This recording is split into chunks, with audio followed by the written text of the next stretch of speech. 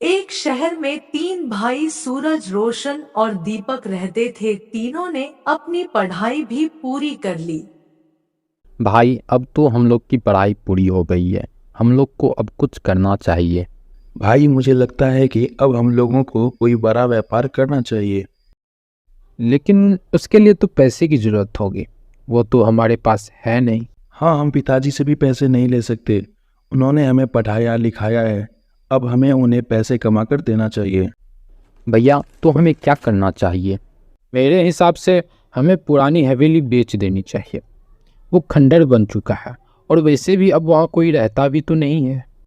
हाँ भैया, तो यही सही होगा। कल सुबह अपने गांव रामपुर के लिए निकलते हैं।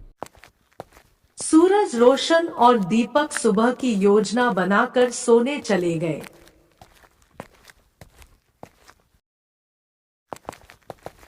अगले दिन सूरज, रोशन और दीपक बस पकड़कर अपने गांव रामपुर के लिए निकल गए। तीनों भाई अपनी हवेली के तरफ जा रहे थे, तभी उसे रास्ते में एक सरफिरा व्यक्ति मिला। अरे भाई सुनो, यह रास्ता पुरानी महल की ओर जाती है ना? नहीं नहीं, ये रास्ता नहीं जाता। जाना तुम्हें पड़ेगा। रास्ता यही रहता है। मैं यहाँ बहुत दिनों से रहता हूँ। ये रास्ता को तो कहीं जाते नहीं देखा। ये रामपुर गांव है ना? अगर गाँव आए हो तो यही गाँव होगा। अगर गाँव के लिए नहीं आए हो तो चले जाओ वापस। अजीब सरफिरा हो यार तुम। तुमसे जितना पूछा जा रहा है उतना सही सही जवाब दो। तुझे मैं सरफिरा लगता हूँ बे? ठीक है भाई, माफ़ कर दो, हम खुद चले जाएंगे। मैं तुम्हें माफ़ करूँ या नहीं, ये मेरी मर्जी है। बहुत अजीब किस्म के आदमी हो। जाओ जाओ जाओ। वहाँ हवेली में जाने वाले जाते तो हैं लेकिन वापस कभी नहीं आते। थोड़ी देर चलने के बाद उन्हें एक हवेली दिखती है, जो कि उन्हीं की हवेली थी। तभी रामू हवेली के दरवाजे पर आता है। रुको, कौन हो तुम लोग और यहाँ क्यों आए हो? हम इस हवेली के वारिस हैं। आप कौन हैं? मैं इस हवेली का देखरेख करता हूँ और इतने सालों में बहुत से लोग आ चुके हैं और हवेली का वारिस होने का दावा कर चुके हैं। अरे ओ बुड्ढे, तुम्हें समझ नहीं आता? इस महल के असली वारिस हम हैं। दीपक चुप रहो, ऐसे बात करते हैं? चाचा, इन्हें माफ करना। इस हवेली के असली वारिस हम ही हैं। देखो शहरी बाबू, ये हवेली के कुछ रहस्य हैं। यहाँ बहुत हवेली का दावेदार आ चुका है, लेकिन ये हवेली का दरवाजा असली वारिस से ही खुलेगा। लो, मैं अभी साबित कर देता हूँ। हम ही हवेली के असली मालिक हैं। हाँ हाँ, जाओ कोशिश कर लो। तुम्हारा हवेली होगा तो दरवाजा खुल ही जाएगा। दीपक हवेली खोलने का पूरा कोशिश करता है, लेकिन हवेली का दरवाजा नहीं खुलता है। क्या हुआ शहरी बाबू, नहीं खुला ना? अब जाओ यहाँ से, दोबारा मत आना। रुको चाचा, अभी मैंने कोशिश नहीं की, मुझे कोशिश करने दो। हाँ बेटा, क्यों नहीं, जाओ तुम भी कोशिश कर लो। इस बार सूरज कोशिश करने लगता है। जैसे ही सूरज दरवाजा को छूता है, हवेली अपने आप खुल जाती है। लो चाचा, हवेली खुद खुल गई। हाँ बेटा, अब मैं भी अपने दायित्व से आजाद हो जाऊंगा। चलो भैया, अंदर चलते हैं। रुको, हवेली का दरवाजा खुल गया, लेकिन तुम्हें अभी एक और परीक्षा देनी होगी। अब कैसी परीक्षा? चलो अंदर, दिखाता हूँ। रामू तीनों भाई को हवेली के अंदर ले जाता है और वहाँ वह हवेली के मालिक का तलवार दिखाता है। ये तलवार कोई साधारण तलवार नहीं है। ये इस हवेली के मालिक की पुश्तैनी तलवार है। जो इसका वारिस होगा, सिर्फ वही ये तलवार उठा पाएगा। अगर इस हवेली की वारिस नहीं हो तो ऐसा मत करना, नहीं तो तुम जल के भस्म हो जाओगे। लो, मैं अभी साबित कर देता हूँ। हम ही हवेली के असली मालिक हैं।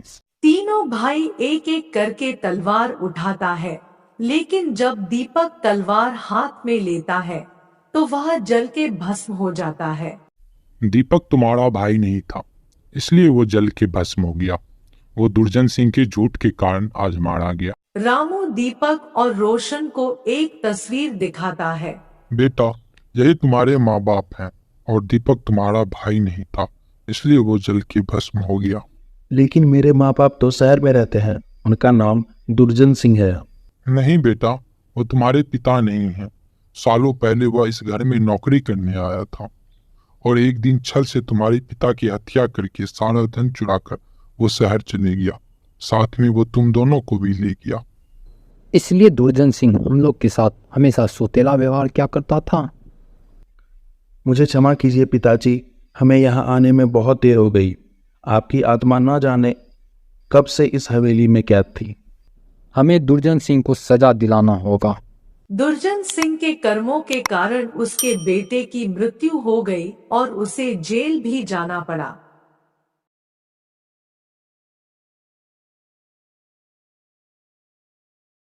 एक बार की बात है, कई साल पहले एक गांव हुआ करता था। वह गांव बहुत ही सुंदर था। वहां के लोग एक दूसरे से मिलजुल के रहा करते थे। लेकिन कुछ समय से गांव के रहने वाले लोगों का व्यवहार थोड़ा बदला बदला सा लग रहा था। वह अकेले रहना पसंद करते थे। ना किसी से बात करना पसंद था, ना किसी से कोई मतलब होता था। हमेशा गंभीर सा चेहरा लेकर चलते रहते थे। पूरा गांव उन लोगों को देखकर हैरान था। एक रोज गांव के लोग आपस में बातें कर रहे होते हैं कि कैसे गांव के कुछ लोग अजीब व्यवहार कर रहे हैं। आजकल गांव के लोगों को देखकर डर लगने लगा है। वे लोग ना तो कुछ बोलते हैं ना कुछ करते हैं। हाँ भाई, वो लोग को तो मैंने हंसते भी नहीं देखा। ऐसा क्या हो गया है हमारे गांव वाले को, न जाने किसकी नज़र लग गई है। ठीक है साहब, अब मैं चलता हूँ। मुझे चिकन खरीदना है। वो घरवाली ने कहा है आते समय चिकन लाने को। अगर मैं जल्दी नहीं गया तो मेरी खैर नहीं। बली वहां से पास के बुचरखाने से चिकन लेने चला गया। बुचरखाने में अली तेज धार चाकू से मांस काट रहा था। अरे अली भाई, 1 किलो चिकन दे दो, और हाँ, ताजे मांस ही डालना, ठीक है? थोड़ा इंतजार करो, अभी ताज़ा मांस काट के देता हूँ। हाँ भाई, लेकिन थोड़ा जल्दी करना, ठीक है? बली वहां से घर चला जाता है और चिकन अपनी पत्नी को दे देता है। बल्ली का बर्ताव देख उसकी पत्नी डर जाती है, क्योंकि बल्ली भी उन्हीं लोगों के जैसे बर्ताव कर रहा था जैसे गांव के लोग कर रहे थे। लेकिन फिर भी वह शांति से खाना बनाती है और खाकर सब सोने चले जाते हैं। आधी रात को बली उठकर घर से बाहर चला जाता है। उसकी पत्नी यह सब चुपचाप देख रही थी। कुछ घंटों बाद बली अपनी जगह पर आकर चुपचाप सो जाता है और उसकी शरीर से अजीब सा बदबू आ रहा था। अगले रोज बाली काम पर निकल जाता है। बेटा स्कूल चला जाता है। तेरे को पता है कल माँ ने घर में चिकन बनाया था। क्या स्वादिष्ट चिकन था। ऐसा चिकन मैंने पहले कभी नहीं खाया। मेरे पापा रात को लाए थे, मैं सो गया था, इसलिए मैंने सुबह खाया तो मुझे पता चला कि वाह क्या स्वाद है। चलो मैं अब चलता हूँ घर, कल मिलते हैं, ठीक?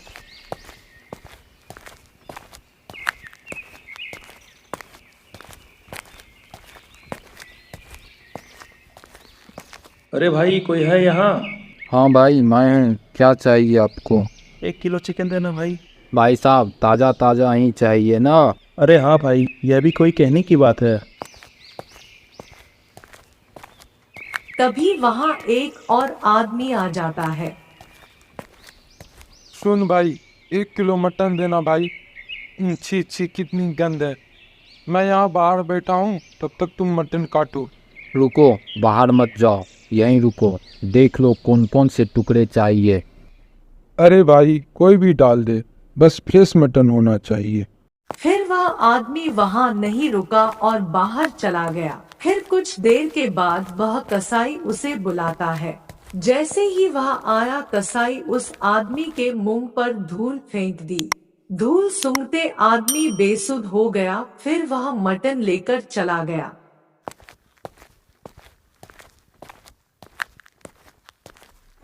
पापा मुझे खिलौना चाहिए। पापा पापा सुनो ना मेरी बात, मुझे खिलौना दिला दो ना। पापा मेरी बात सुनो ना, क्यों नहीं सुन रहे हो आप? पापा मोनू के पापा वहां से उठकर चले जाते हैं। पिता का ऐसा व्यवहार देख मोनू रोने लगता है। मोनू को रोते दे उसकी माँ उसको चुप कराने आती है। क्या हुआ मोनू, रो क्यों रहा है? माँ, मैंने पापा को कहा मुझे खिलौना चाहिए, लेकिन उन्होंने मेरी बात नहीं सुनी और चले गए। पापा ने ऐसा क्यों किया? नहीं बेटा, पापा को कुछ काम होगा इसलिए वो चले गए। मैं उनसे कहूँगी तुम्हें खिलौना दिला देंगे। सब खाना खाने के बाद सोने चले जाते हैं। मोनू के पापा आधी रात को बाहर जाने लगते हैं।